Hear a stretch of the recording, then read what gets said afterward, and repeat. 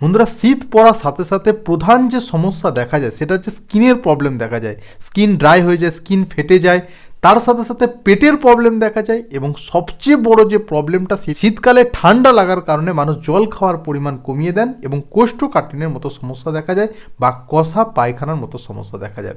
এই তিনটে প্রবলেম থেকে মুক্তির জন্য আপনাকে একটা কাজ করতে বলবো, যে কাজটা করার মাধ্যমে আপনি কিন্তু খুব সহজে এই সমস্ত প্রবলেম থেকে মুক্তি পাবেন।